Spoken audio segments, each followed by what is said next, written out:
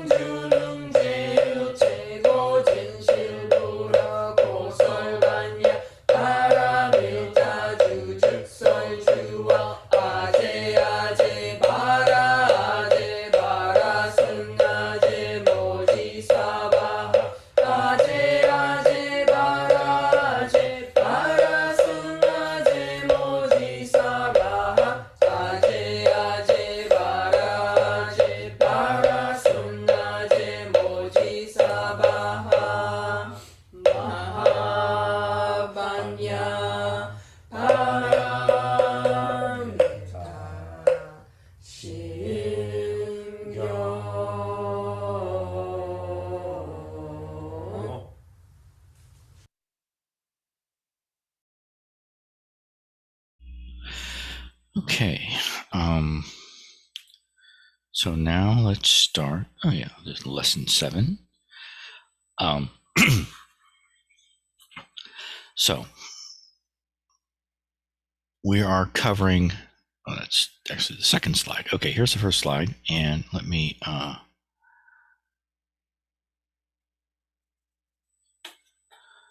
just get all the, there we go. All right, now, one more thing I gotta do here. Okay, good. Okay, so we are covering these 3 lines of the Heart Sutra, which in the, every time the Heart Sutra gets written down by anybody, they'll break up the lines differently. This is more or less the line numbering that I'm kind of used to, and it corresponds to the recording that I'm using at the beginning of each class, and that I encourage people to use to actually learn to recite the Heart Sutra. So 10, 11, and 12, and when we chant it, it goes bu jeung bulgam shi go gong jung musek musu sang haeng shik muani biso shinwi musek song yang mi chok pop. and it means do not increase or decrease, therefore in emptiness, no form, no feelings, perceptions, impulses, consciousness, no eyes, no ears, no nose, no tongue, no body, no mind, no color, no sound, no smell, no taste, no touch, no object of mind. Okay? And so in the English version translation that I'm using here, the no is repeated over and over again. And we'll talk about this as we go into more detail about all the characters and what they mean and how they mean what they mean. But there's more no's in this part. There's more no no's in the English version than there are moos in Xuanzang's. He kind of shortened it a little bit.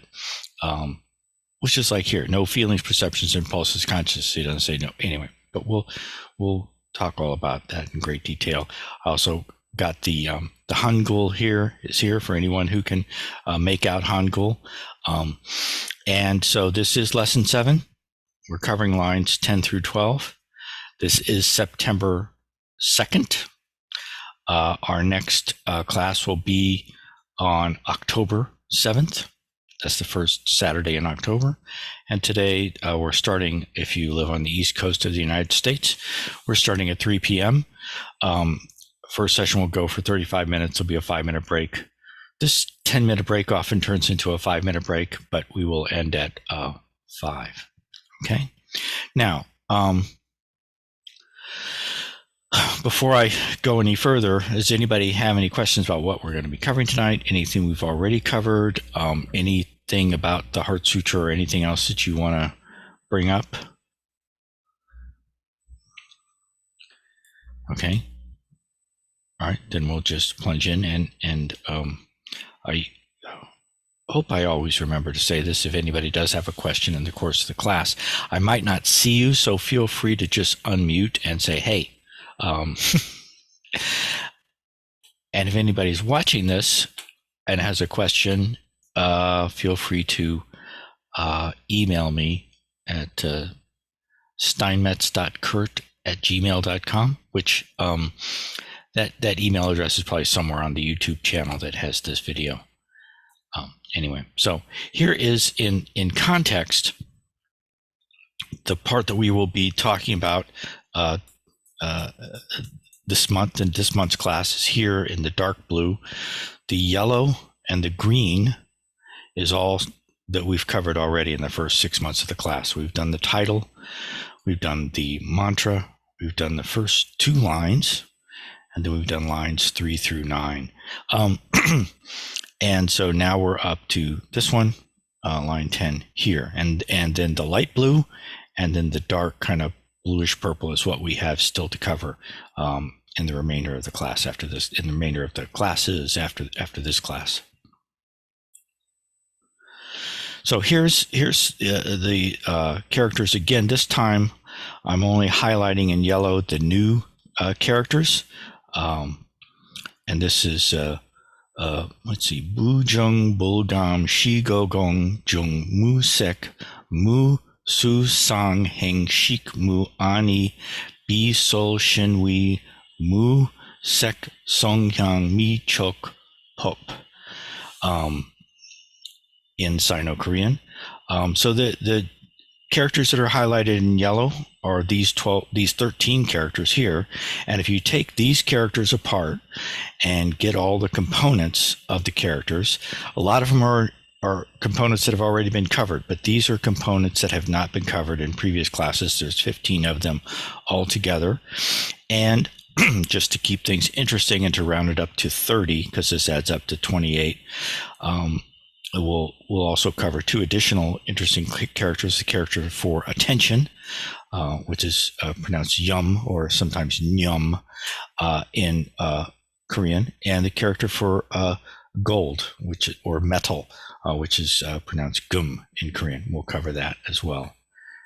And these are these 2 characters, although they're new and they're not actually in the Heart Sutra, they're extra characters, but they're made by rearranging components that are covered, that do show up in characters that are in the Heart Sutra.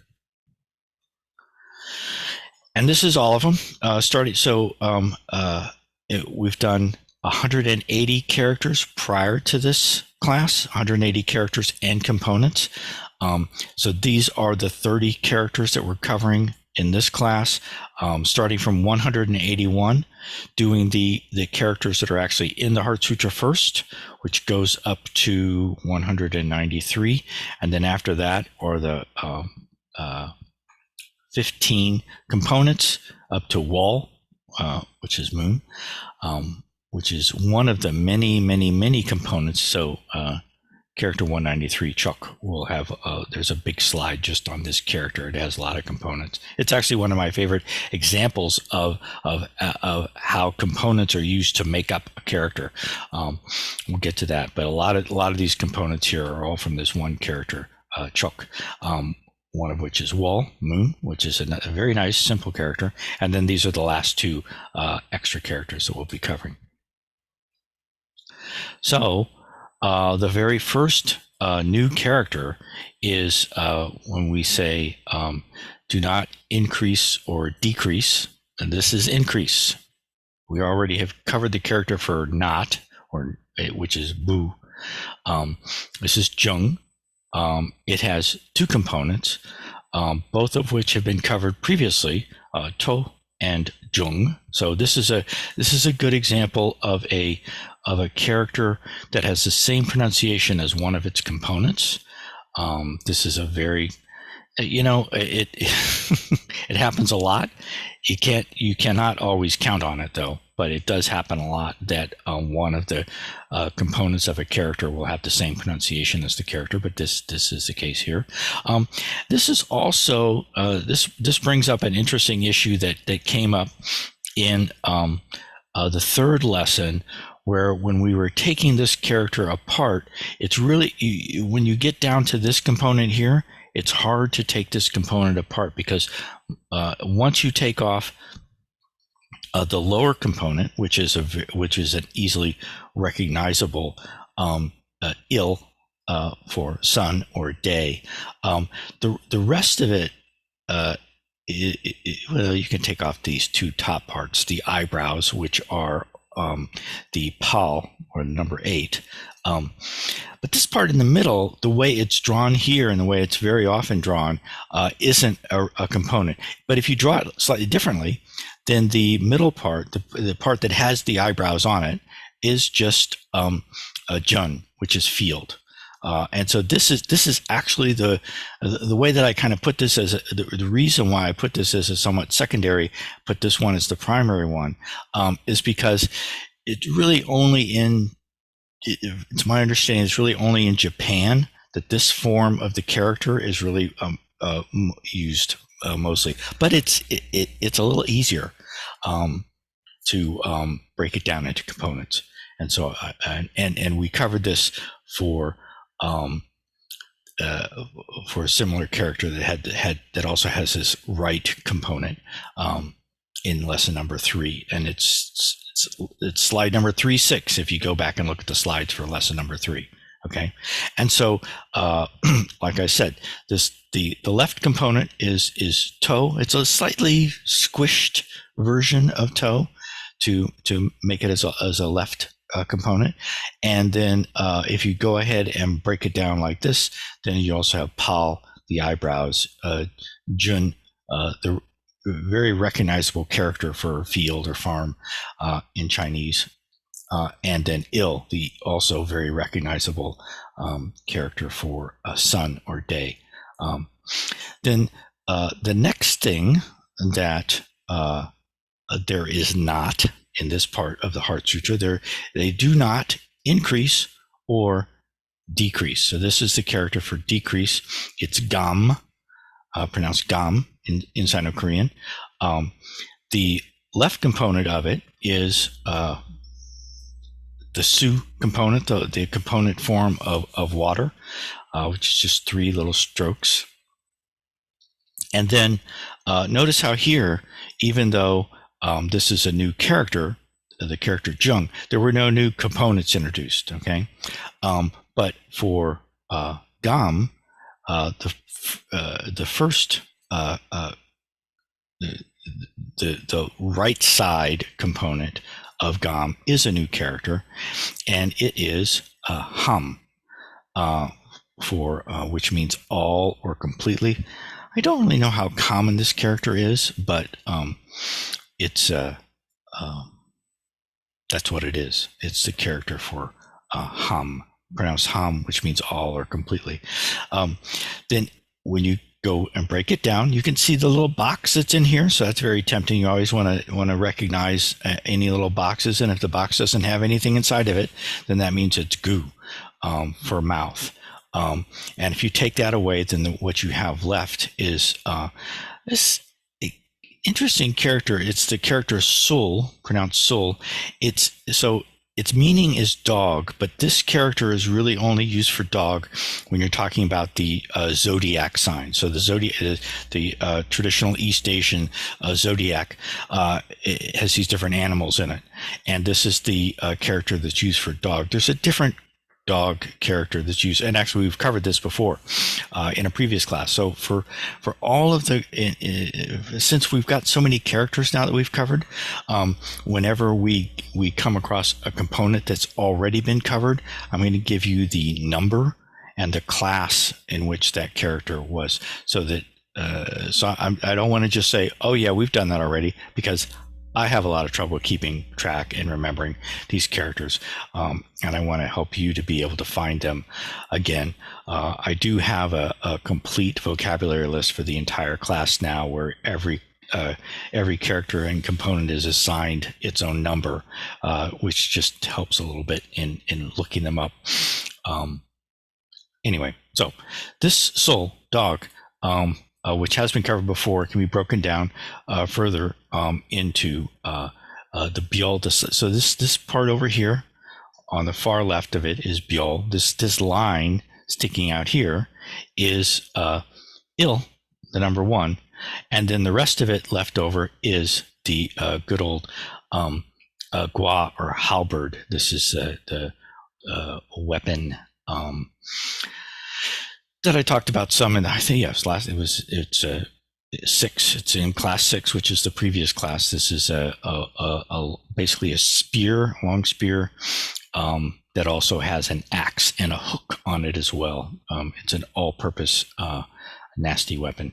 And then this is ik, character ik, and another beol go together to make up gua. All right, and oh yeah, down here. I'm gonna cover the next character in just a second, but here, this is a jeung, which is increase, and it's part of a 2-character word. If you look up characters, and I'm going to talk about this at the very end of the class, and I've mentioned it before, one of the ways of getting more information and a better feel for what the characters actually mean and how they're used, is to look up the characters in the HSK tests. HSK tests are the standardized tests for people who are studying Mandarin Chinese. And it's even if you're not like trying to pass the HSK test or studying all of Mandarin Chinese, any study materials that are put together for the HSK test are often very useful for people who just want to learn the characters. And so this character by itself means increase, but in normal everyday modern Mandarin, usually it's combined with another character that's pronounced ga.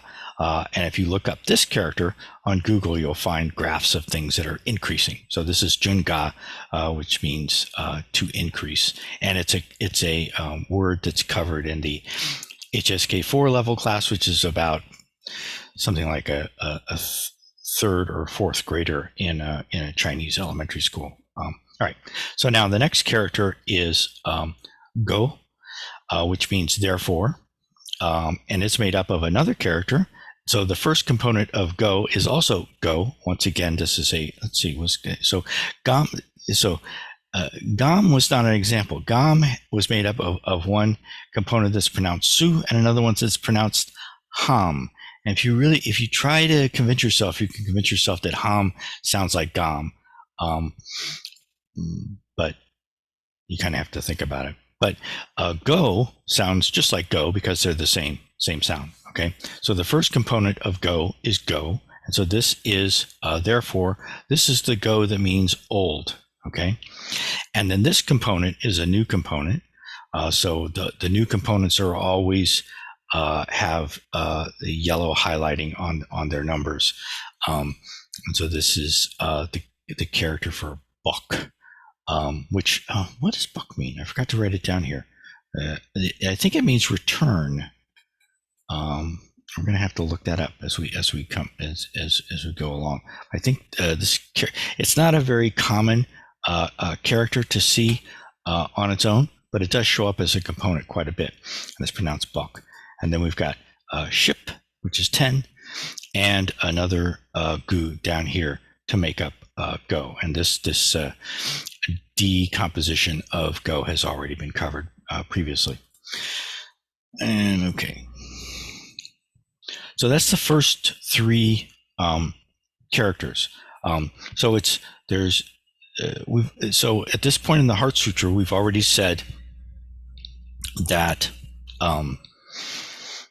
What have we said? Let me just back up to I want to make sure that we're, not getting lost in that we keep sight of both the forest and the trees. We say, this is su, sang. So this is feelings, perceptions, impulses, consciousness. Su, sang, haeng, shik. Yo, pu, yo, shi. Are also like this. So that means feelings, perceptions, and consciousness are also like saek, which is a form, which is the same as emptiness. So this is gong, juk, shi, saek, which is, so this part is saying emptiness. Emptiness is not different from form. Gong, bu, shi, saek, saek, juk, shi, gong. Not different. Form is not different from emptiness. Emptiness is not different from form. Emptiness is the same as form. And perceptions, impulses, feelings, perceptions, impulses, consciousness are also like this. Okay? Shariputra. Sari ja shi je beop kong sang. Shariputra, all dharmas are marked with emptiness. They do not appear. Bul seng, bul myo, bu myo, I think it's bul, bu gu, bu jeung. And so they do not appear or disappear, are not tainted or pure. Okay. They don't increase or decrease. So that's where we are so far. They don't increase or decrease, just so that we're not throwing characters out there at random. This is where we are in the Heart Sutra. Therefore, so these next two characters mean therefore, and we're going to cover that, how those two characters together mean therefore.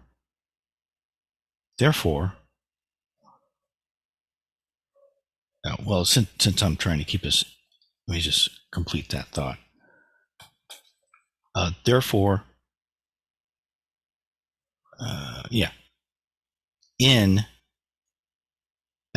therefore, emptiness in no form. So the reason why I wanted to come back here is because these are not new characters, but they're being they fill in the logic. Therefore, in emptiness, no form, and then no feelings. So now we're going over feelings, perceptions, impulses, consciousness again, which were already covered. Feelings, perceptions, impulses, consciousness. Yeah, feelings, perceptions, impulses, consciousness, feelings, perceptions, impulses, consciousness. Right? Is my indication of those is helpful? Can you see what I'm doing when I'm putting the laser pointer on those, indicating those characters? I know if you're watching this on a phone, it's probably impossible, but I'm doing it on a laptop, so that's not too much of a stretch. Anyway, the same is true of feelings, perceptions, impulses, consciousness. Okay, and now we're to the no eyes, no ears, no nose, no tongue, no body, no mind section. Okay, so eyes. This is, anybody recognize this graphic? If you click on the link, you'll get the video for Common People by Pulp, I think was the name of the band. Anyway, but this is just a nice graphic for an eye.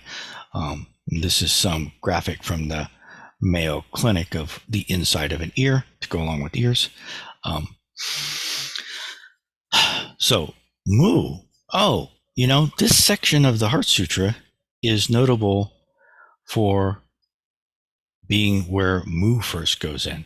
Now, if you are a student of Zen or interested in Zen, you might know that mu is a very important character and concept in Zen.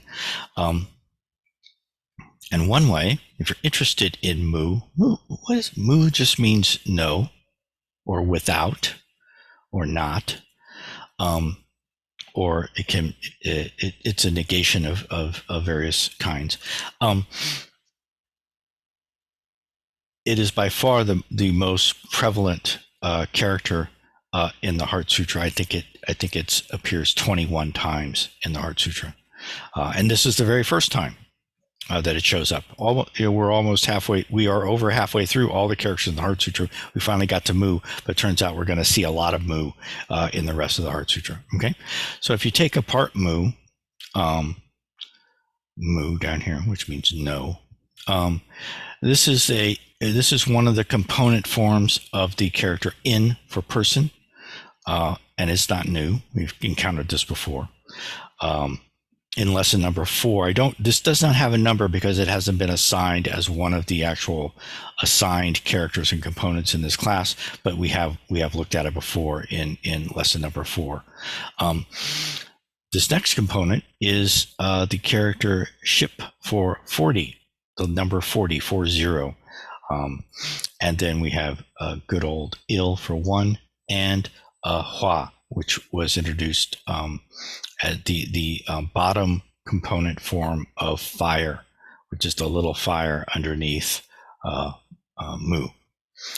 And then the ship character can be taken apart further into this is a chun. It shows up.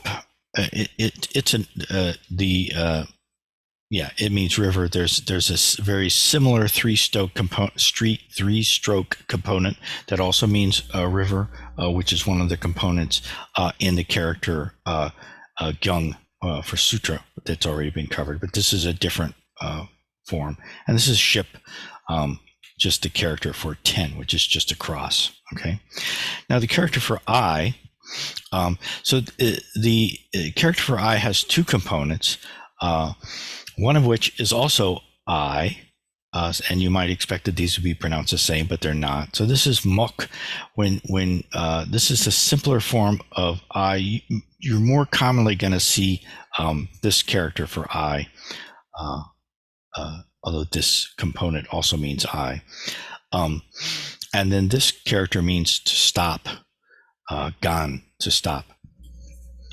Oh, one thing I didn't do on the slides for this class, and I will before I post it to YouTube, is to indicate where the radicals are. So it's good to, and I don't know off the top of my head, I can't remember which one of these for any of these characters are the radicals. But anyway, so I is taken apart into we, not gu. Since this is a box with things inside of it, this has to be the character we instead of gu, and the thing that's inside of it is the number 2 e, and then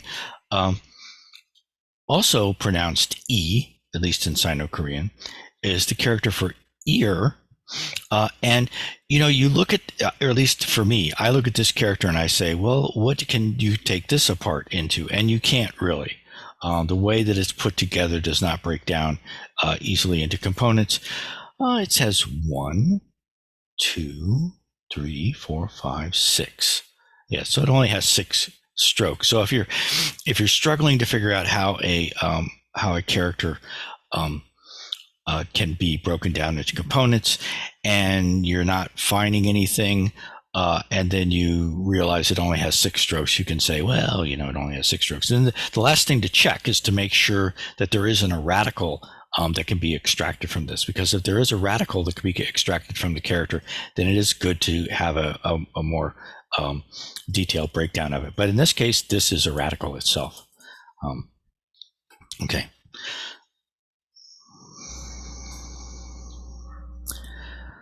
All right. So we have no eyes, no ears, no nose. Now, in the Heart Sutra, there's also no tongue, but we've already covered tongue. Tongue was actually a component of another character that was introduced in the last lesson. I can't remember which one it was, but the tongue is soul. Anyway, so this is B, which is nose. And of course, just looking at it, you can see there's a lot of strokes in this character and a lot of components. The 2 main components are ja. So this is one of the main, this is part of the name Guanjaje, which is the name of Avalokiteshvara in the Heart Sutra. So this is a kind of an important character in the Heart Sutra. Ja, which means oneself. This is B, which means to give. And both of these characters can obviously be broken down further. This is a new character, so it's given a yellow number. Ja is broken down into Biol and Muk, I, the simple form of I. And then I, of course, is broken down into we and E. And then B, the character to give, is broken down. It's pretty clear what the components are. The upper part is jeung, field, and the lower part is a new character, which so of course I forgot to put down the pronunciation, the meaning for this. We'll get to that in a second. Well, actually, I should just bite the bullet. And so I'm gonna actually stop here. Yeah, it's almost time to stop. So we'll stop, take a 5-minute break, and I will correct this slide during that 5 minutes, if you want to watch me doing that during the break. But I would suggest you go get a drink of water or something. We'll be back in 5 minutes.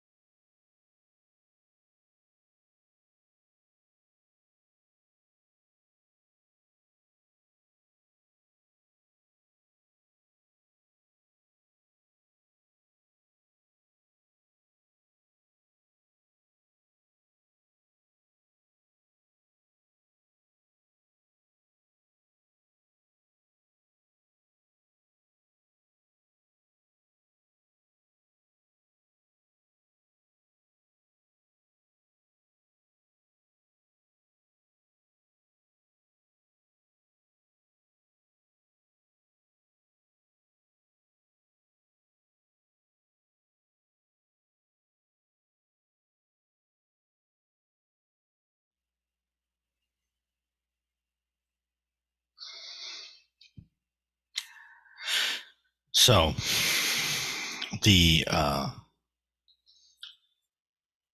character, this component of, let me go back into slideshow mode.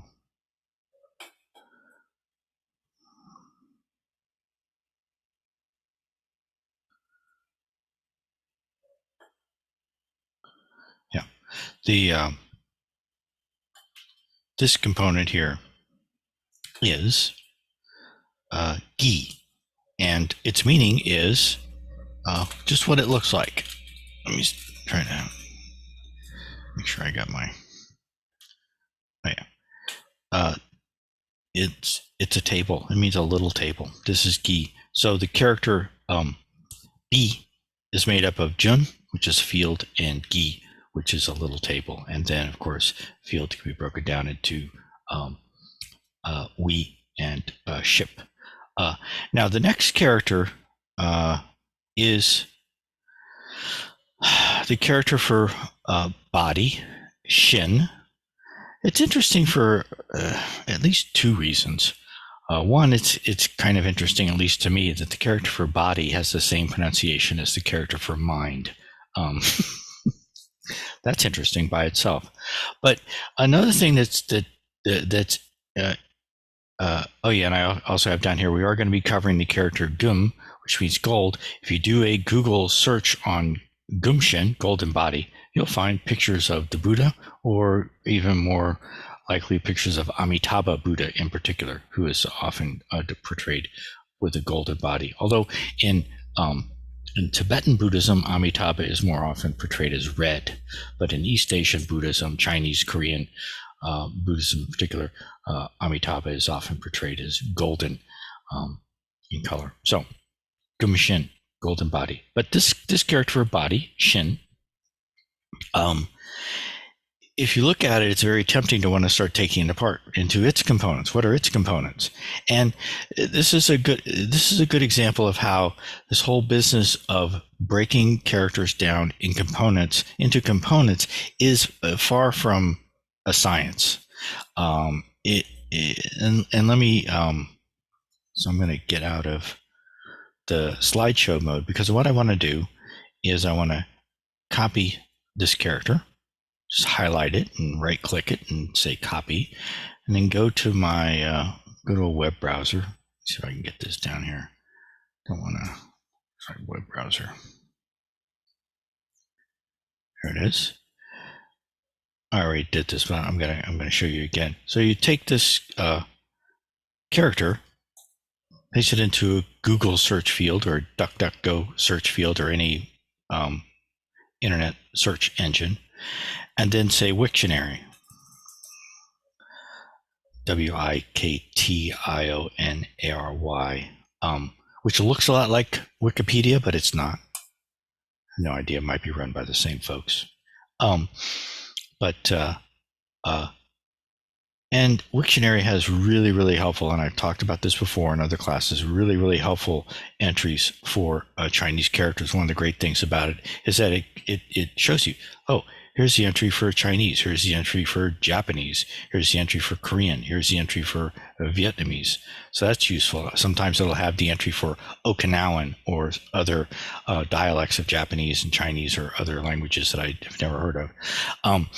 But one thing that it will show, in many cases, not 100%, but many times, if there is a way of breaking the character down into components, that will be part of the entry. And it's usually right down around here somewhere. And there isn't.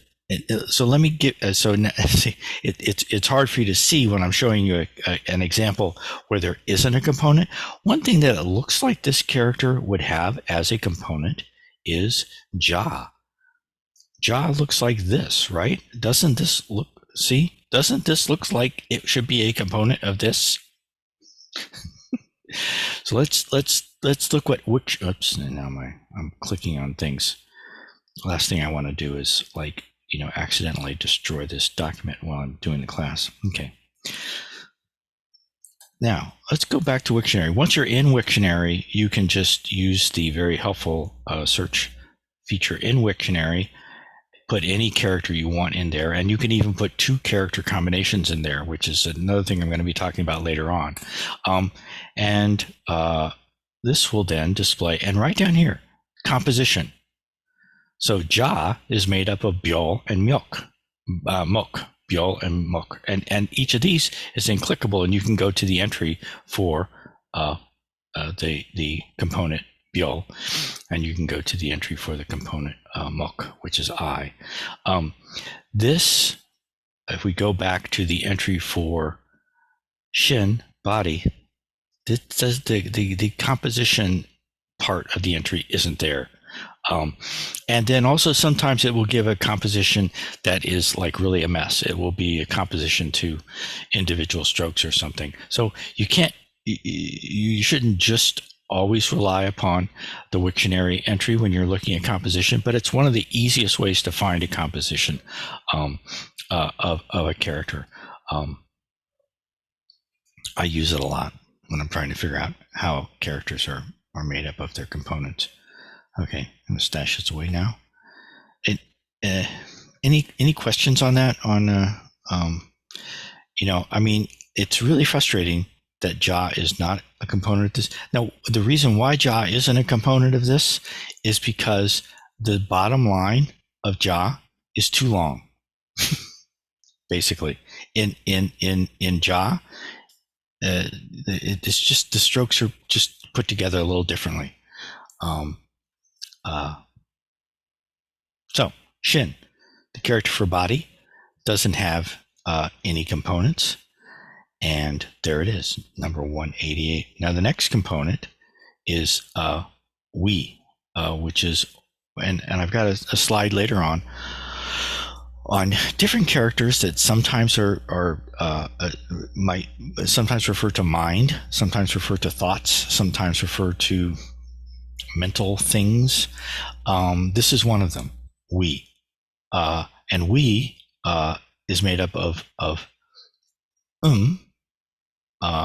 which was introduced in the last class, which is it's the in quan, which is also the yin in quan yin in Chinese, or the on in kanon in the Japanese way of pronouncing it. These are names of Avalokiteshvara, and means sound.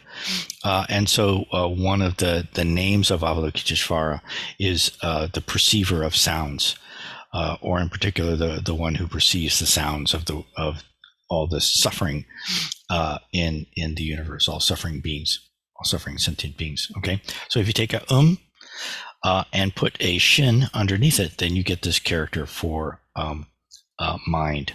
Now, in this part of the Heart Sutra, mind here is being treated as, well, we have eyes, ears, nose, tongue, body, mind. So mind is being treated as just another organ of perception. And I'm going to talk a little bit more about that later on, but that's the kind of mind that this we is referring to. It's mind as just another sense organ. And what is the mind perceive? Well, it by definition you don't. And so there are such things as people who see smells or hear tastes or whatever, because their wires are a little differently wired than the rest of us. But for the most part, the sense organs are don't overlap. Okay, so if you perceive something, but you're not perceiving it with your eyes, you're not perceiving it with your ears, you're not perceiving it with your nose, you're not perceiving it with your tongue, you're not perceiving it with your body, you're not feeling it, then you're perceiving it with your mind. As in, that's why ESP is called extrasensory perception. Extrasensory as in not in the 5 senses, in the 6th sense, which is not considered to be some sort of, anything particularly unusual in Buddhism. Let me go to from the current slide.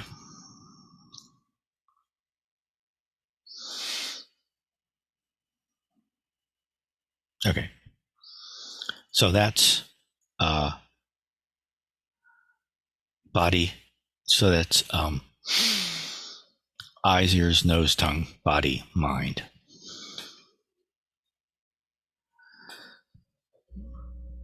So having covered the sense organs, we're now looking at what those sense organs are sensing. So the first one is, well, okay. Let's see. So the first thing that the first organ was eye, right? Eyes, ears, nose, tongue, body, mind, right?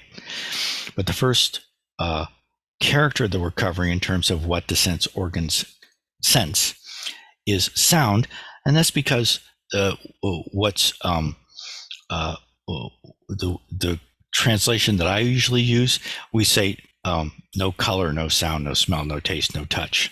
Okay, and so color is saek, which has already been covered. Calling saek color is it actually is used as that in modern Mandarin Chinese. Can also be form. You see color, you see form, whatever it is that you see, you can refer to that as saek, the character saek. Seong means sound. And I'm going to talk more about I like this character. It's a very complicated character. It's a very pretty character. It's a character that shows up in the bell chants, the bell chants, in what English speaking Buddhists refer to as bell chanting, bell chants. I'm familiar with an evening bell chant. A bell chant is just something that you chant while you ring a bell. That's why it's called a bell chant. But in Chinese and Korean, Japanese, it's more like bell song. So this sound character can also be interpreted or translated as a song. So the song of the bell is also the sound. It's the sound that the bell makes when you hit it. Anyway, so this character, this big, very interesting, complicated character pronounced sung, is made up of two new characters, one of which is also pronounced sung, which means enemy. The other one is e, which is ear, which is actually no longer a new character, but I'm still including it because we just covered it on the previous slide. It's a new character this lesson. So if you take, I don't know why the enemy, so you can't always, well, actually, in most cases, even when Chinese characters are made up of components, the meaning of the combined character is not necessarily, and as a rule, not really directly related to the meaning of the individual characters.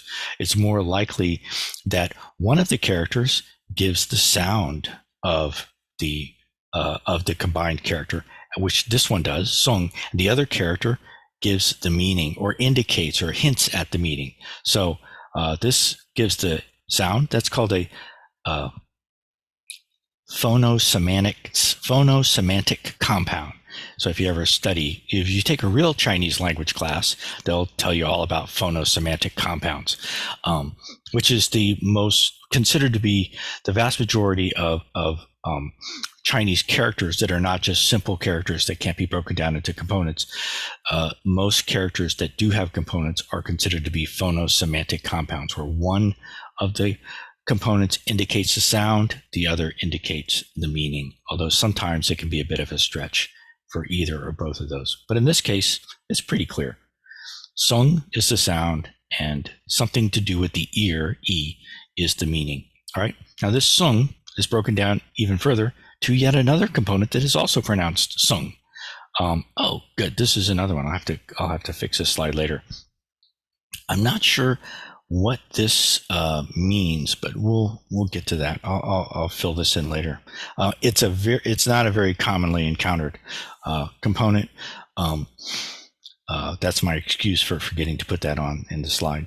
The next one is a very common component over here, su, which was in the very first lesson, and it means a tool. It can also mean a weapon. But if you take a tool and you hit somebody over the head with it, it's a weapon, I guess. Or if you take a knife or a sword or an axe or something and use it, as a tool, then it's a tool. Okay. All right. And this, so this seong has in it a very two very interesting components. One is interesting for a good reason. The other one is interesting for a not so good reason. So she is, or sa actually, it's pronounced in Chinese. I think this is pronounced more like shi in Mandarin. This is a scholar. A scholar or an official, and of course, a government official and a scholar in traditional East Asian society are the same thing, because to become a government official, you're supposed to demonstrate. This is obviously very different from the way we view things in the United States of America, where we don't trust people who are educated. But in traditional East Asian society, in order to get even a minor government post, you are required to take extensive examinations. And so the word for scholar and government official is or aristocrat. That's also how you get into the aristocracy if you're not already there, and that's how you stay in if you are already there, by passing the exams and making sure that your children pass the exams. So this character is interesting, because it's a corpse. Halloween is coming up, so it's kind of interesting to have a character that means corpse. I say it's not so good. The reason why it has a green asterisk next to it is because it's hard to find a stroke order animation for this component, and it's actually, there's a more common form of the component for corpse. If you take this little middle bar out and leave that part open, it's a slightly more common form of the character for corpse. Anyway, all right. So you take in Shu. Su can be broken down, which we've done many times since this component was introduced in the first lesson. There's nothing new here, but it's good to review gui and u. So these are gui is another. This can mean a stool or a little table, and u is a character that means again. Now the next one is smell. So hyang is a character for smell. It's also the character for incense. So if you do a Google or if you do an image search for images for this character, you'll find, among other things, pictures of burning incense. It's made up of a character for rice, and this is, I'm pretty sure this is used only for uncooked rice. I think this is the one for uncooked rice. And il, or sun. And sun, of course, is made up of good old we with il inside of it. And let's see, over here. Let's see. And then the third character on this slide, which is the sense of taste. Okay, so eyes, ears, nose, tongue. This is now, we're down to what the tongue senses, which is taste, and it's made up of this is an open box, so that's a gu. Me, this is a new character, which means to have not, and it's made. You take mok, which is a different mok. Remember, I is also mok. Do we have I on this slide? No, it's on the last one. The character for the simple character for I, which is a lot like the character for sun, but it has two lines inside of it instead of just one line, makes the character for I. It's also pronounced the same as the character for tree or wood, which is mok. And then this is, if you just take one line and add it, not to the very top, but kind of towards the top, then you make the character for me, have not. All right, now we are to what I already mentioned is one of my favorite characters. So before I plunge into this one, I will once again ask if people have any questions or anything you want me to go back over, or anything that I missed or didn't get, or is Elizabeth? Yeah, go ahead, Fatima. Yeah, please.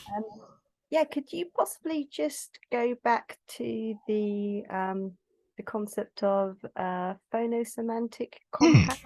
I've sort of seen that in the dictionary. It's phonosemantic or pictograms or something. Just just to talk about that. Okay, so the it doesn't apply to characters that are what I would call simple characters, right? It only applies to characters that are made up of other characters, okay? And so when you start putting characters together, there and so traditionally there are a bunch of different and this is Chinese people talking about their own language. This isn't something that non-Chinese people coming in and trying to figure out how the characters are put together. This is the traditional way that Chinese linguists, grammarians, teachers have explained, because people have been trying to learn these characters for, a long, long time. These particular characters go back to the Tang dynasty. And before that, there were other characters that were similar that were evolving along the way, but the characters remained pretty much the same since the Tang dynasty. And so the traditional way of explaining how characters are put together is that, sometimes both of the components, and it's usually two, and I'm just going to make things simple, just assume that it's two. Sometimes both of the characters contribute to the sound of the combined characters. Sometimes they both contribute to the meaning. Those are two fairly simple cases. The most common case, and this is, again, the most common case is that one component indicates, or sometimes it's barely hinting at, the sound, and the other component indicates or hints at what the meaning is. And even if you know that a given character that you're looking at is a phonosemantic compound, and you know which of the components is supposed to represent the sound and which is supposed to represent the meaning, you still would have to guess at what the actual meaning and sound of the combined characters are, because they're often not exactly the same, and there's no way of knowing. Sometimes it's exactly the same. Sometimes, especially for the sound will sometimes be exactly the same. Sometimes, especially in Mandarin, the sound will only be different by the tone. So the component will have one tone, and the combined character will have a different tone. And as far as what the contribution of the other component that brings the meaning, as we saw in the case of the character for sound, I think it was sound. Let's go back. Yeah.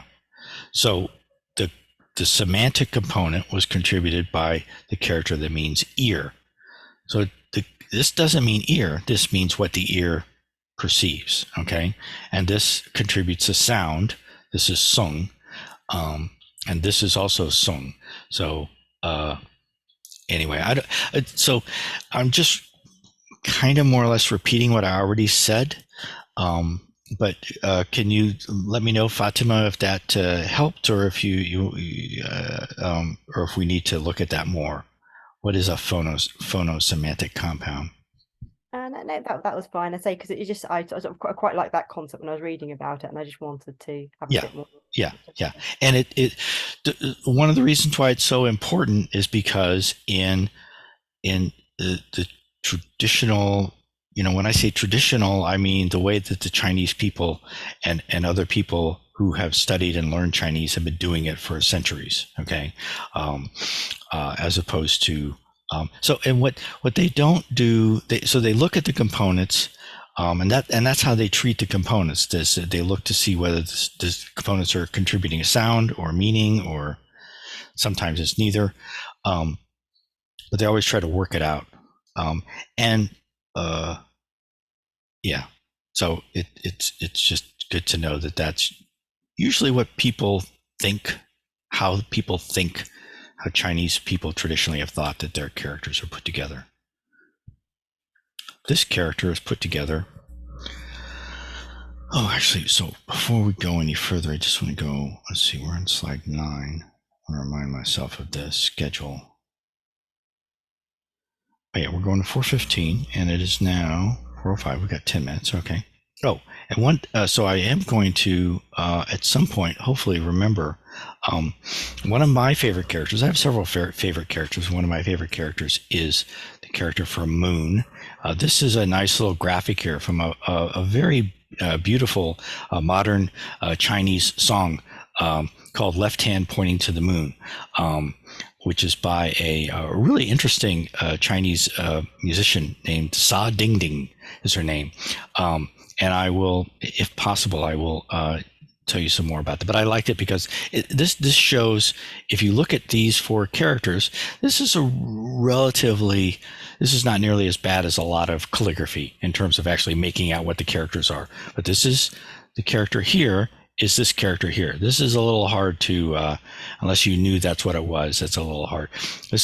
But see, this character, hand, is fairly recognizable. And once you know this is hand, then you might be able to guess that this is left, because if it's a hand, it could be left, it could be right hand, or some other, This character here is character that we haven't covered. So this was included because we covered the character for right, and I think I included the character for left when we did the character for right. I think I did that.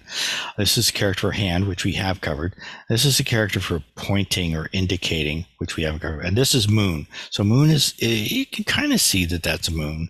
But this is just a really good example of what you'll encounter when you say, oh, I know some Chinese characters, and then you look at some Chinese website and you think, what are they? Or you see a Chinese bus sign or anything, and sometimes it can be very difficult to recognize the handwriting or the font or the the style in which the character is being represented. And plus, I really like that song. And it has a cool, very Zen title, "Left Hand Pointing to the Moon." Let's see now. So we are on slide 9 at this point. Oh yeah. So now we are at chok, which is touch. And this is a very complicated character. I have it color coded here. 1, 2, 3, 4, 5. So the green part is up here. This is do. This is the blade character. The orange part is mang, which is the net character. This is a new character. The red part is yang to use. This is actually it's a little hard to at least for me, it's always hard to translate exactly what this character means, but it's a very, very, very common word in it's one of the first characters that you learn if you're taking a first year Chinese class. And anything that refers to business or doing something is likely to involve this character. This is a character that's used to represent the concept of using something. Okay, this is po. The blue part is po, which is to wrap, and the purple part is chung, which is the character for a bug or an insect. Now, when you're actually taking this character apart, chok is a phono-semantic compound, kind of. One part has the same sound, this part, chok, which doesn't contribute to the meaning. This is actually a short, an abbreviation for the city of Sichuan. Is what this character, as if you do a Google search on this character, you'll see pictures of the city of Sichuan or Wikipedia entries for the city of Sichuan. This character means a horn or an antler, and so to get from a horn or an antler is definitely something that you can feel in sense of the sensation of touch. In fact, that's the whole point of a horn or an antler, is for you to feel it when you're on the wrong end of it. So this is another good example of a phono-semantic compound. The phono part is pretty clear. The semantic part is a little bit more, requires a lot more interpretation. And if you just knew, oh, this is a phono-semantic compound, put these two together, this gives you the sound, this indicates the meaning, you wouldn't be able to know for sure that this refers to the sense of touch. Okay, so if you take this gok, which is gok, which is also the pronunciation of the word for enlightenment. So one way to attain enlightenment is to be on the wrong end of a horn or an antler, or at least that's one way to attain sudden enlightenment. So the gok, the horn, is made up of do, which is a component form of the character for blade or knife, And then this is another new component, yang, to use, as already mentioned. That's where, so I didn't color code the two main components of chok, but once we start breaking those two components down, then these correspond to the colors here. And then the second component of chok, which is chok, or actually, so this is chok. Chok is the pronunciation. It's definitely an O sound, but you don't round it. If you want to really, I mean, you shouldn't take my word for it in terms of correct Korean pronunciation. But I understand how it's pronounced. I'm not sure that I can pronounce it properly. But this is chok without it's an O sound, but without really rounding the O, as opposed to like chok, which is more of a sound than an O. But that's not this character. This is chok, and like I said, its meaning is, well, it's also a name. People have this name, but it's more commonly used just to refer to this Chinese city of Sichuan. It's made up of mang and po and chung. Okay, so now. Yeah, this is not a good example of a phonosemantic compound here, right? Obviously, net, wrap, insect making up the city of Sichuan, and the sounds and the meanings don't have any obvious relationship here that I can see. All right, so now the yung part is made up of this nice straight up and down. There's no, it's important to realize there's no little hooks or anything at the top or bottom. This is just a straight up and down single stroke. And that's called gong or rod. And it has a little green asterisk next to it because we've covered it before, but it is not a character that's being a part of our vocabulary. We learn it as, it's one of the things we're learning as we go along, but I haven't assigned it as something that you should memorize or practice writing. There's not much to write this one. And then if you take that gong and put it right down the middle of wall, which is moon, that's how you get it. And again, this is not a particularly good example of a phonosemantic compound either, is it?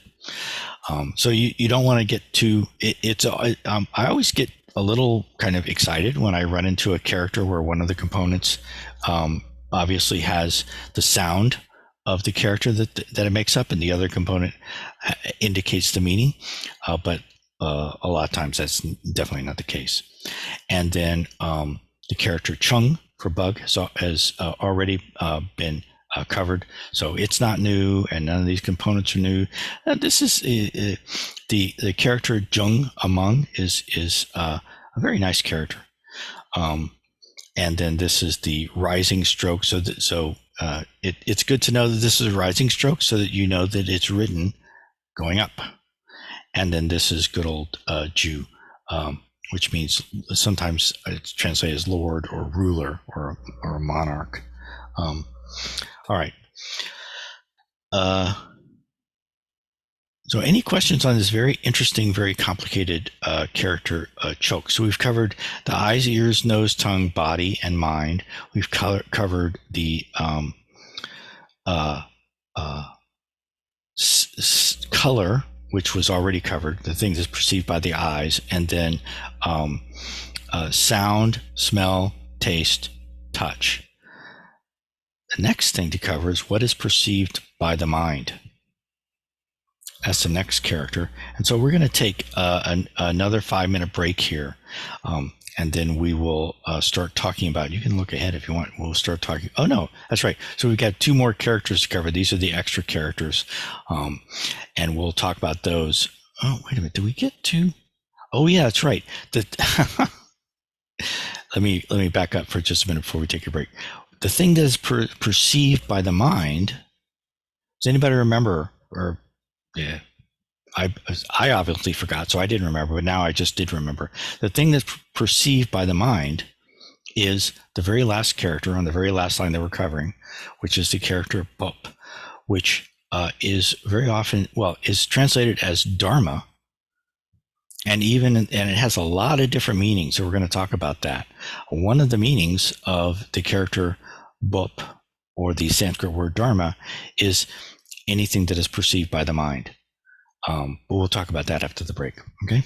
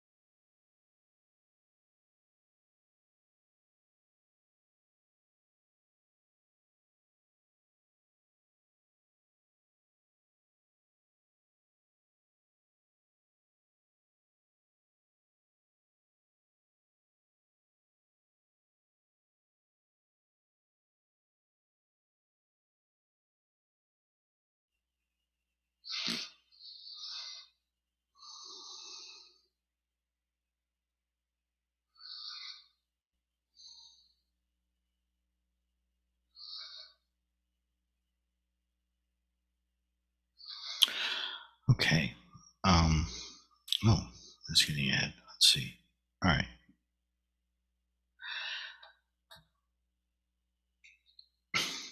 So now we're going to cover two more characters.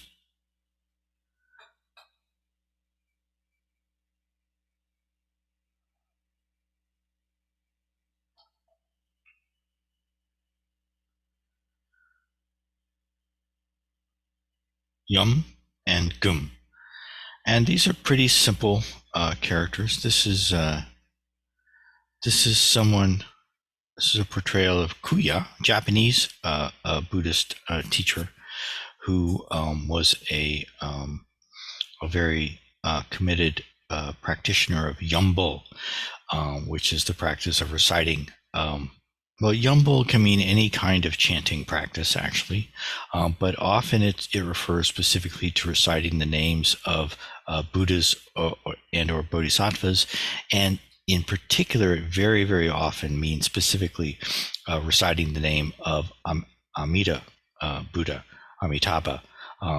And these are little Amitabhas coming out of Kuya's mouth, and so he was so famous for the strength, the total absorption, the samadhi that he entered into in his recitation of Amitabha, that people could actually see little Amitabhas coming out of his mouth.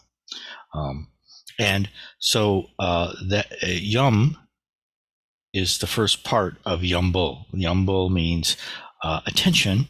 Yum means attention, mindful. So this is actually, whenever you hear the word mindfulness in a context of Buddhism or meditation, what they're really talking about is yum, or it's in Chinese, it's nian. In Japanese, it's nen. And the Buddha himself taught 10 different kinds of mindfulness practice, one of which was mindfulness of breath, but there were 10 other ones. Anyway, and that's why this is being included. This is a really, if you're studying the Heart Sutra, you obviously have some interest in Buddhism. This is an extremely important character in Buddhism. And attention is important anyway. So, and also it's got one of the best decompositions of any character in Chinese. I swear. This is the character for now, and this is the character for mind. The word for attention in Chinese means now, mind, which is kind of perfect in terms of being able to see what it means. All right. And then this character for now, which we actually, I included this, I snuck this character in as an extra character in the last class, just so that I could then sneak this character in this class without having to bring in too many things. So this has been covered previously. This is, you just take the character for, this is the character for person in one of its component forms is just like the character itself. So it's just sitting on top like a little hat, which also the character for gum has as well. And then take a little dash here, the Jew, and then this usually just referred to as the left falling stroke. As far as I know, this does not have a pronunciation associated with it. It's just called the left falling stroke. And I do not know how to say left falling stroke in Mandarin or Sino-Korean or any other language besides English. All right. So this is yum. Attention, concentration. It's also recollection. Is often translated as recollection or as mindfulness. Anyway, and gum, this is the character for gold or metal. And it's also let's see, is it? Well, we'll get to that. Oh yeah, it's a component of the character for bell as well, which we're going to look at. So the character for bell isn't part of this class, but we're going to look at it in a minute anyway. I like bells. Okay, so this is gum. It's made up of in, wang, which is the character for king, and pal, the eyebrows. Here the eyebrows are stuck down at the bottom here, like on the feet of the character. Okay, so that's pretty fast. These are really good characters, and I do they're not actually part of the Heart Sutra, but they're made up of things that are in the Heart Sutra. All right. But now we get to this interesting thing about that isn't actually part of the characters that are assigned in this class, but it is definitely raised by, one of the characters that's in this class is the character for Dharma, which is right down. Where is it? Oh, yeah. Okay. So this is the first 12 lines of the Heart Sutra down here.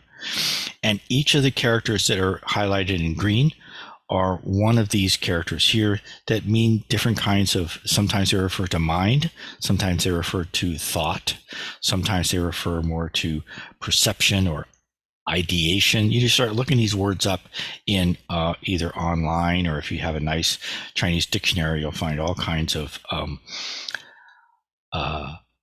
different meanings that are associated with these, and these all, and there's more, but these are 5 that show up just in the first 12 lines of the Heart Sutra, if you include the title. So shim, of course, and it's easy to say, oh, shim, of course, but shim is itself a very deep subject, and there's a reason why. Well, the Heart Sutra is called the Heart Sutra because it is the heart and the essence and the core of the Prajnaparamita teachings. It's the heart of the Prajnaparamita. That's the full title of the Heart Sutra.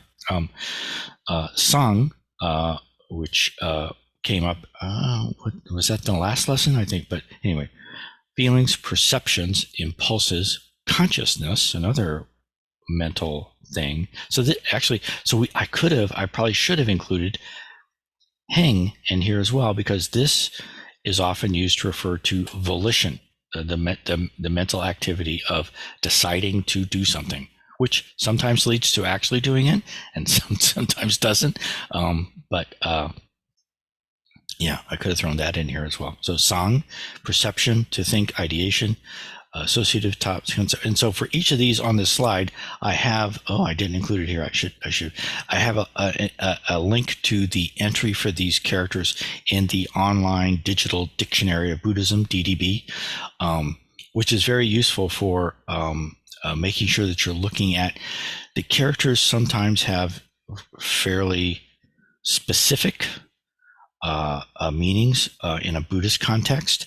Sometimes characters are even pronounced somewhat differently when they're being used in Buddhism.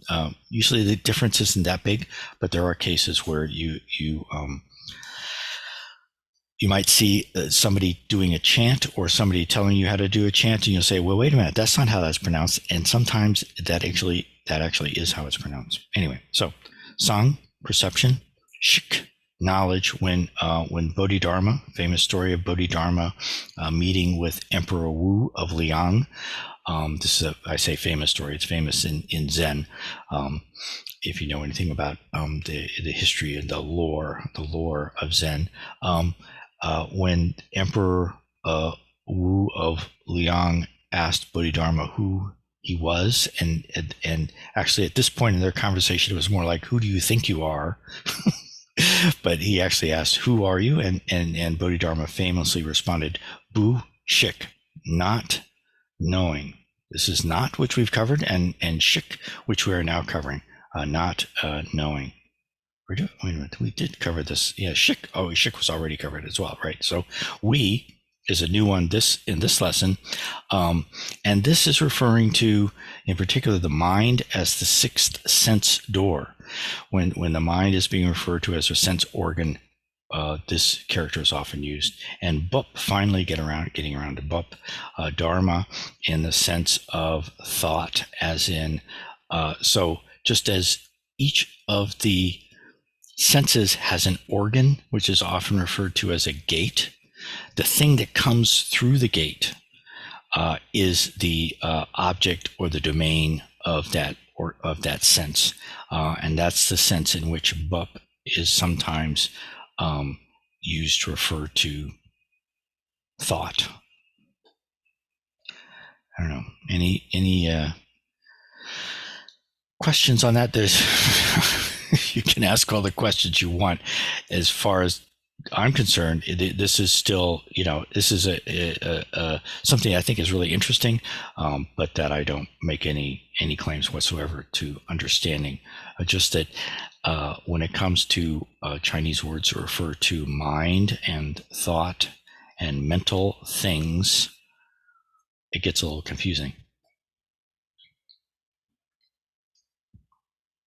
So one way that the word for mind, shin, shows up in modern Mandarin, Korean, Japanese, and Vietnamese is if you want to talk about psychology. I mean, psychology in the so there's Buddhist psychology has existed for a long, long, long time. But there's also the modern science of psychology. Not that the Buddhist study of the mind is not scientific, but it's not necessarily scientific in the same sense as modern Western science. And so if you want to say psychology in Mandarin or in Korean or in Japanese or in Vietnamese, it's all the same. You're just pronouncing the characters differently. Even though in Vietnamese, people often don't use Chinese characters at all.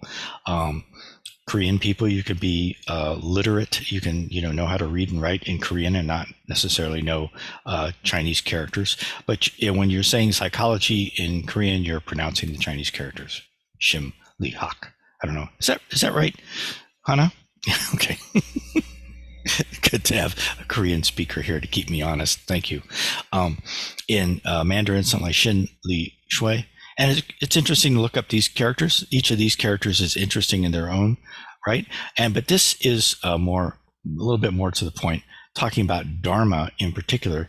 This is a quote from Vasubandhu. Vasubandhu, who is an extremely important person in the history of Buddhist philosophy. And this is where he says, beop or Dharma,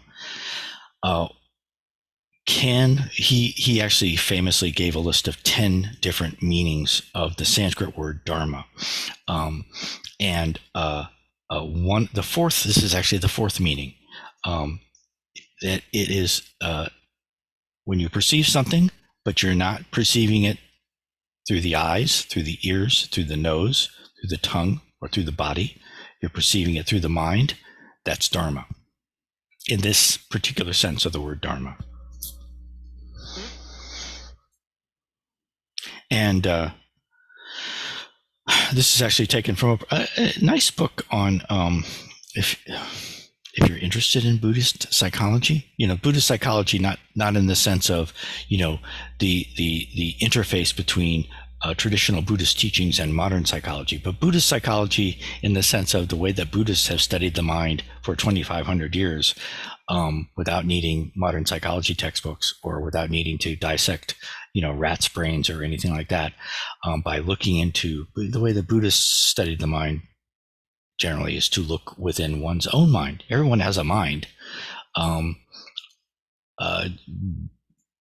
You just need to study it if you want to understand psychology, at least from the Buddhist standpoint. And so if you're interested in that kind of psychology, this Vasubandhu is a very good primary source. And this book by Stephen D. Goodman is a very good secondary source for trying to get Vasubandhu is not necessarily the type of person you just kind of pick up and read casually, straight off. It's good to have someone who is kind of can help you a little bit. And this is a nice. This is a Vietnamese psychology textbook. This is a college psychology textbook in Vietnamese. Tom Lu, I don't know how to pronounce this in Vietnamese, but this is pronunciation of these three characters and using the Vietnamese pronunciation. And here's a link to it if you want to purchase a Vietnamese textbook on psychology. All right. Now, I promised that there would be bells. So the reason why I wanted to bring up bell is because I mentioned previously this very nice character here. This is the character seong for sound. This is the thing that ears perceive. And this is a really nice recording by Haeng Sunim of the morning bell chant. The morning bell chant is really, really wonderful, beautiful chant that I learned from my teacher, Zen Master Degak, who learned it from his teacher, Zen Master Sung San, Sung San really liked to chant. But and so if you look at the title of this chant, this is actually an example of how learning a little bit about Chinese characters can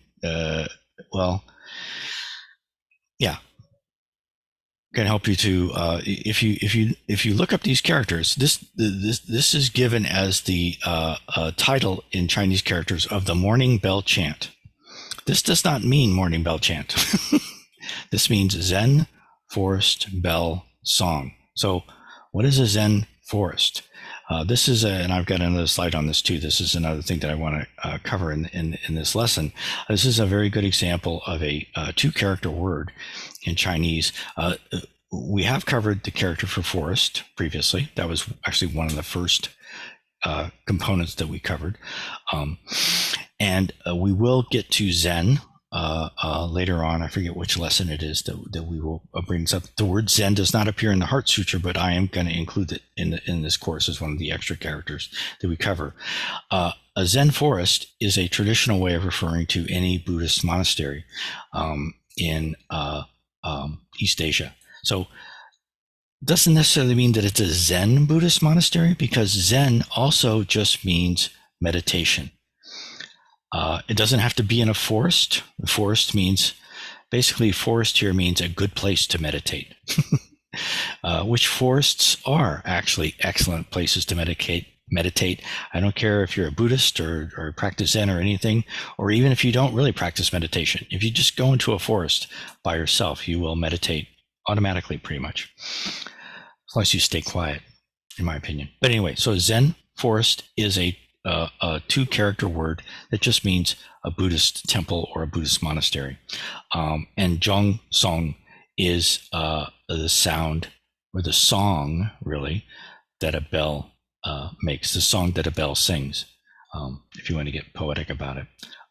And there's a link to this. This is nice. I actually listen to this every morning. I'm trying to learn the morning bell chant. It's a really nice chant. Has a lot of cool Chinese characters in it too. So in addition to the morning bell chant, Zen Master Sung San also taught people the evening bell chant. I have evening in quotation marks here because this is only the evening bell chant if you do it in the evening. You can do this bell chant in the morning as well, and it's actually much, much shorter than the morning bell chant. So it's a good one to know. And once if you know the characters that make up the bell chant, and you Google, if you Google this line, this is how I found out that this is not necessarily the evening bell chant, because if you Google this string of characters here, you will find people referring to this as a good chant to do in the morning while ringing the bell. And the main point of this slide here, the evening bell chant is fairly short. It's really pretty. Mun jung song bone dan ji hei jang bodhi sing yi jiok chul samge won song bul do chung sing pa jiok jinon, and then the mantra om gara jia sabaha, the mantra for shattering hell.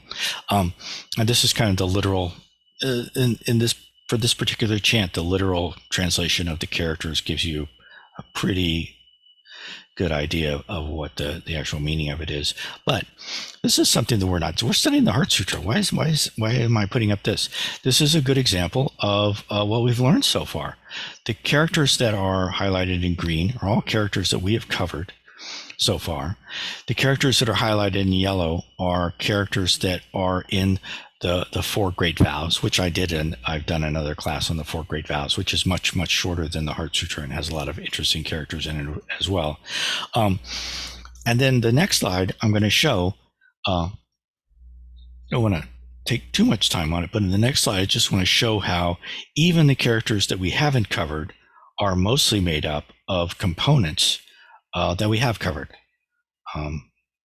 And so it's kind of nice to see characters and say, oh yeah, I know that character. I kind of know that character. But then to see a character that you don't know and to realize, oh, well, I can see part of that character. I know, At least for me, I find that quite nice. I know this is kind of a busy slide, but these are the characters. The characters that are not highlighted here are characters that are not in the Heart Sutra and are not in the 4 vows. So even if you had taken the class that I taught on the 4 vows, and even if you've taken this class up to this point and have a photographic memory and remember all the characters we've covered, you wouldn't have covered these characters. And yet, this first character, mun, which means to hear, it's a combination, and we haven't covered the character for gate yet, but we will. And so to hear is made up of character for gate and the character for ear, e. Jeung, the character for bell, is a combination of, this is a character that we just covered, jung, gold, and dong, child. So a bell is a golden child or a metal child. Hey contains 2 characters that we have covered, ge, which means snout. It's just this backward e character, and shin for mine, plus another character that we haven't covered, bong, which means lush. Jeung means increase, but I'm just going to skip over this. This is an example of a character where trying to decompose it is pretty messy. Ji, made up of to for earth, and ya, which means also, which was also, if we go back and look at this fellow here, Kuya, the guy who liked to chant Nembutsu. He's Japanese, so it's called Nembutsu chanting.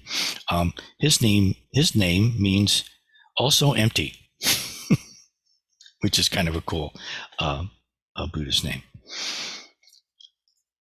And oh yeah, so that's here. We have Ji and also earth. And so this is a character that means earth, and one of its components means earth. Neither of its components really tells you what the sound is going to be.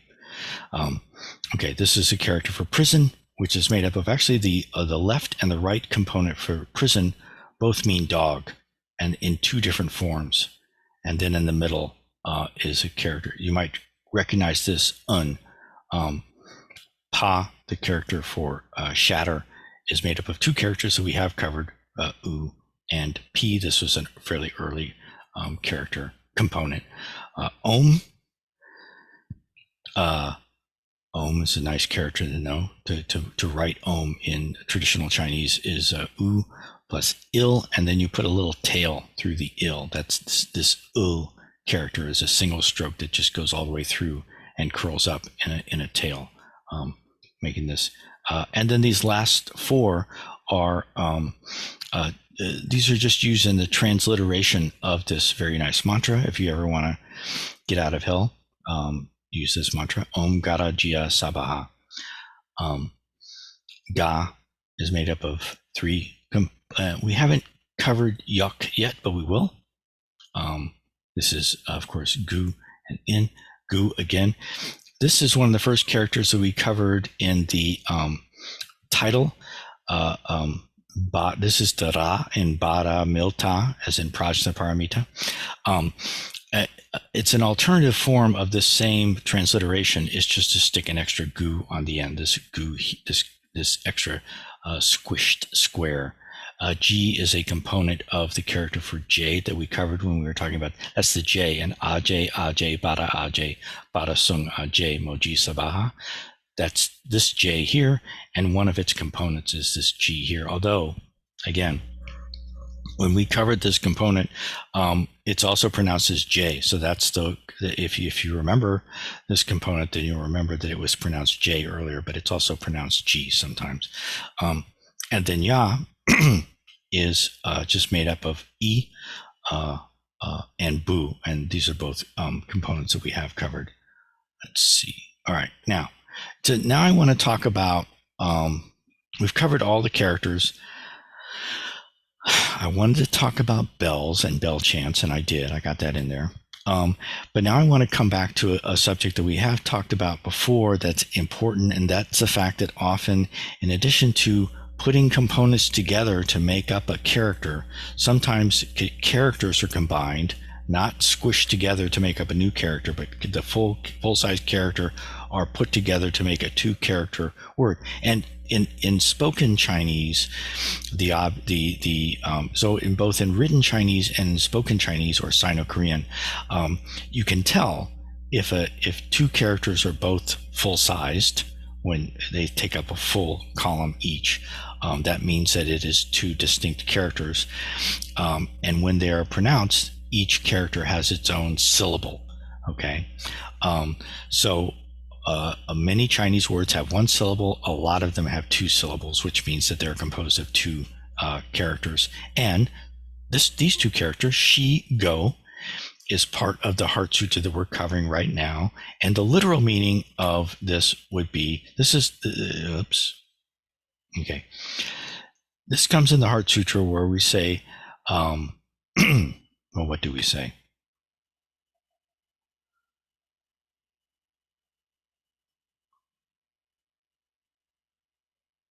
Do not increase or decrease, period. There's no punctuation in the Heart Sutra, but therefore, in emptiness, no form, no feelings, perceptions, impulses, consciousness. This therefore is these two characters right here. Now, this character on its own means therefore. This character on its own means is or this. But to say is therefore or this therefore doesn't really work. The only thing that makes sense when you're translating it into English is to just say therefore.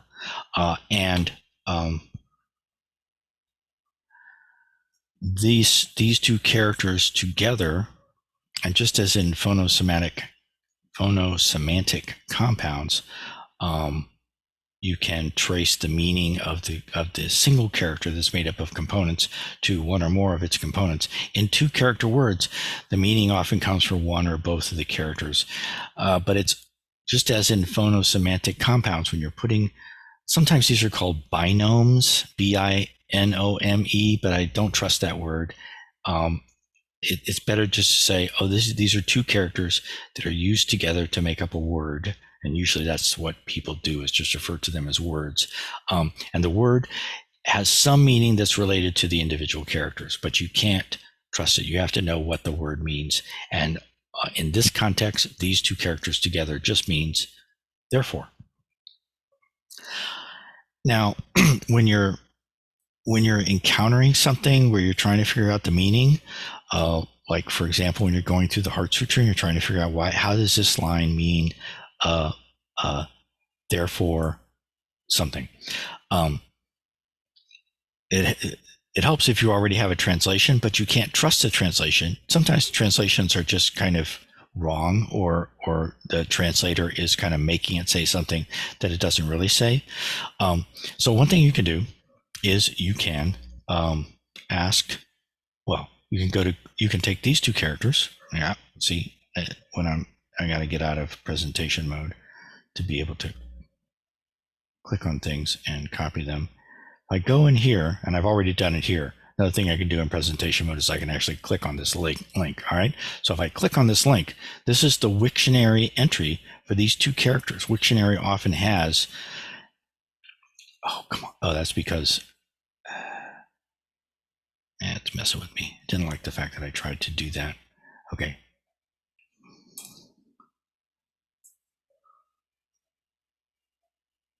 Go to Google, put those two characters in there, and then say Wiktionary. So I somehow broke the link when I was. So you see, if you're already in Wiktionary, the search field in Wiktionary works pretty well. It comes back to the same page. So if you put any two random characters into a search field in Wiktionary, it'll just say entry not found. But if you are searching for something that really is a two-character word in Chinese, and usually for Wiktionary is more interested in modern Mandarin Chinese, but down here in the entry, it says literary, and literary means old-fashioned, okay? Or highfalutin, right? And so this is what I've put on the slide, the the quote from this Wiktionary entry, which is literary. Because of this, thus, consequently. Another, let's see if this link works. Oh yeah. So this is another resource. I'm going to have a list of resources at an ending slide for this talk. Yellow Bridge is a good website, and Yellow Bridge is another place to look for 2-character words. And here it says, therefore, so, consequently. All right, put them together with the combination of she and go. Where do I have? Yeah. Now, another thing you can look for is in Paul Kroll's. So since we're when in the first class, I gave some recommendations for books and resources. I mentioned Paul Kroll's Student's Dictionary, but I also said it's pretty expensive. It'll cost you at least $40 to get this on Amazon or anywhere else. But one thing that is extremely useful about it is that often if you think you found a 2-character combination, you look up the first character and it will, in some of the entries, many of the entries actually in Paul Kroll's dictionary will have the second character of it, but in this particular case, he doesn't have an entry for this one. Another place where you can find 2-character combinations is at a website called HSK Academy. And one of the reasons why the HSK Academy has a lot of 2-character combinations in it is because modern Mandarin really has a preference for 2-syllable words over 1-syllable words. And so when you're learning even really basic Mandarin, you've got to learn a lot of 2-character combinations. And so even for like the most basic HSK level, but especially once you get up to HSK 2 and 3, there are a lot of 2-character words in it. Anyway, so there's also other ways of saying therefore in the Heart Sutra that show up in the Heart Sutra. Go by itself, as I already said, means therefore. Shows up in the Heart Sutra. This character, which we haven't covered yet, has a number of different meanings. Sometimes it means therefore. We will get to it when we cover it. Nay can mean this character. We have covered this, but have we covered it? No. Actually, we will cover it in the next lesson. But sometimes it means therefore. In the Heart Sutra, it only shows up as part of a 2-character combination. The next slide is all 2-character combinations. Okay.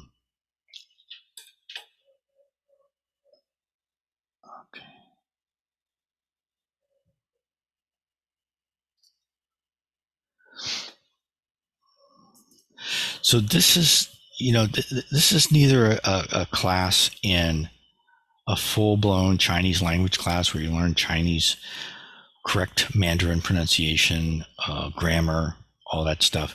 But even in the Heart Sutra, there are lots of these 2-character combinations. Well, when I first did this slide for lesson 4, this is actually was originally the 5th slide in the 4th lesson, 4.5.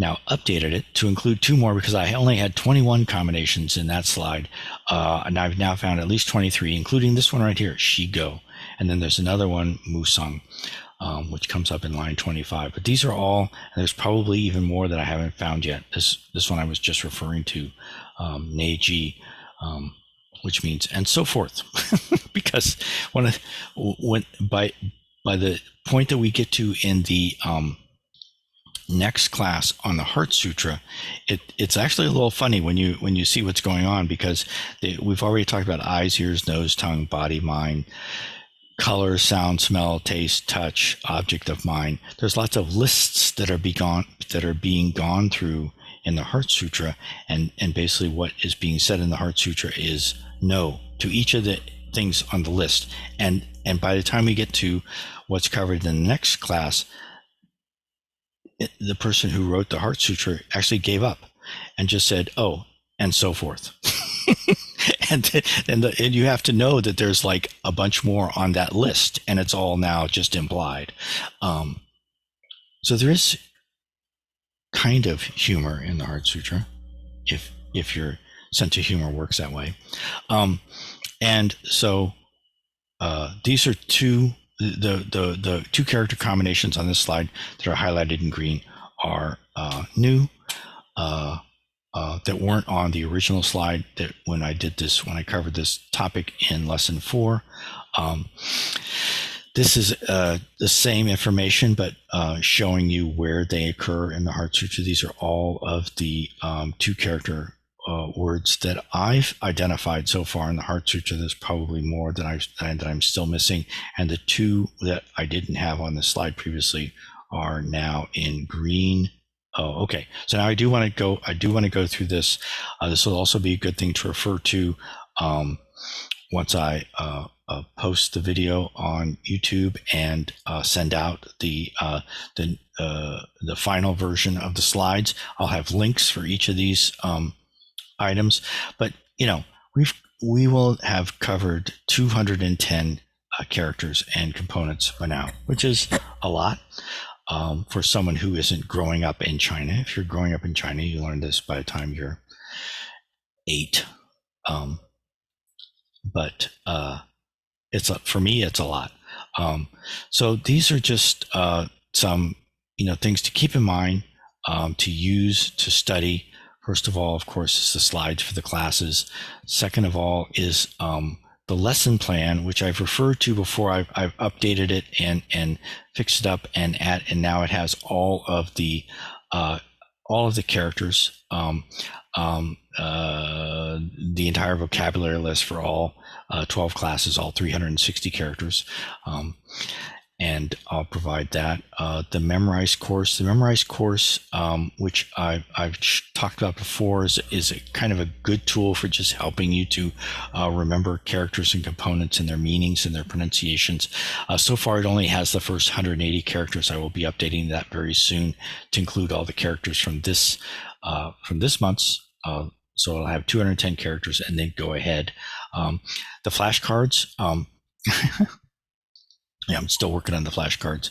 I had some problems with my printer this week, so the flashcards aren't printed and made up yet, but that's in the works and will be going out very soon. I find using the flashcards very, very helpful. The Writing the Ox web application, which is a picture of it right here. The chant video, which I think is really helpful. And then these are other things for like making practice sheets that we've talked about, looking things up in Wiktionary, looking things up in the Digital Dictionary of Buddhism, looking things up in the HSK Academy. And I've got, this is another nice 2-character combination that will show up later in the Heart Sutra. This is the character for dream.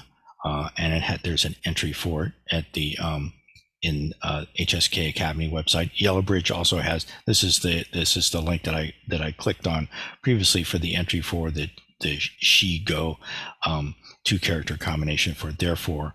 And also I mentioned before Jun Geem's Chinese character cognates, which is still a very useful thing, especially for those of us who are studying the Heart Sutra in Sino-Korean. This is one of the few really reliable sources that has the Korean alongside the Japanese and the Mandarin. It doesn't include the Vietnamese, but maybe in a future edition it will also include the Vietnamese version of the characters. And then, of course, Paul Kroll's Student's Dictionary of Classical and Medieval Chinese, which I usually just refer to as a Student's Dictionary. So it is now 5 o'clock here on the East Coast of the United States. Are there any questions or anything before we close? Okay, I started working on one more slide, which is just because, that didn't work. Let's see, because we included this character, or for Sa, this is the character for scholar. It looks very much like the character for To. And then I started thinking of other characters that kind of look the same. I did it again. but I didn't really follow through on this. Dang, I keep trying. What I'm trying to do is make, yeah, there we go. All right. But these are all, you know, I was just playing around with characters that confuse me because they look kind of similar. Okay. Thanks everybody for coming. It's really great to see you all. I've learned a tremendous amount about the Heart Sutra that I would never know if I wasn't forced. And obviously nobody's forcing me, but this is very extremely helpful for me. It's great to see you. Thanks for coming. And I'll see you all in a month. I'll have this video posted soon on YouTube. And I will, in addition to putting a lot of information in the description on the video, also send everybody out a follow-up email with the slides that'll have links in it as well. And I'll see you later. Okay. Thank you, Kurt. Bye, everybody. Thank you. Bye. Bye.